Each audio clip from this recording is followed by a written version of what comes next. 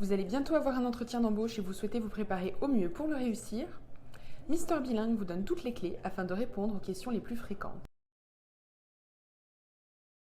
Dans le même style que la phrase « Parlez-moi de vous », c'est la question la plus fréquemment posée en entretien. Ainsi, pour y répondre au mieux, évitez de réciter votre CV. Le recruteur l'a déjà sous les yeux. Présentez-vous plutôt de manière fluide et professionnelle, et aussi, bien entendu, évitez de mentir. Ici, on vous invite à faire quelques recherches avant votre entretien. Il sera en effet un peu bête d'arriver et de n'avoir aucune idée de ce que fait l'entreprise ni de son secteur.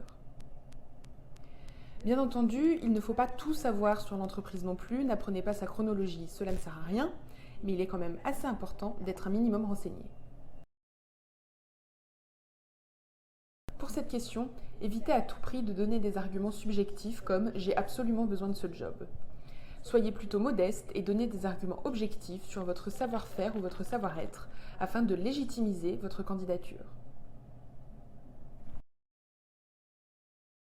À cette question, évitez de répondre que vous êtes trop perfectionniste ou que vous êtes un bourreau du travail.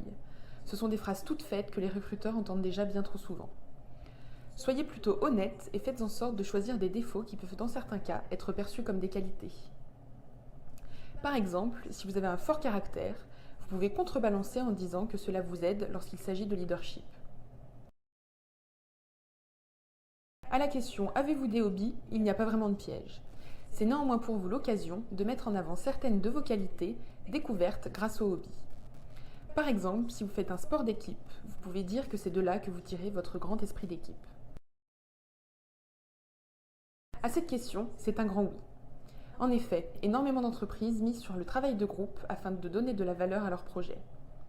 Étayez donc votre oui avec des exemples concrets.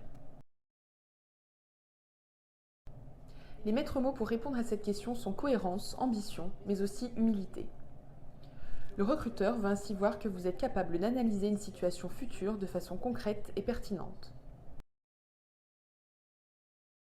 C'est souvent la question la plus redoutée par les candidats.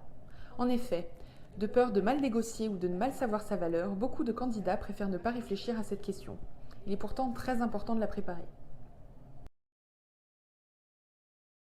À cette question également, il est très important de répondre oui. Si vous n'avez pas trop d'idées, vous pouvez par exemple demander au recruteur quelle sera votre première mission si vous avez le poste, ou vous pouvez également lui demander son avis sur un de ses concurrents.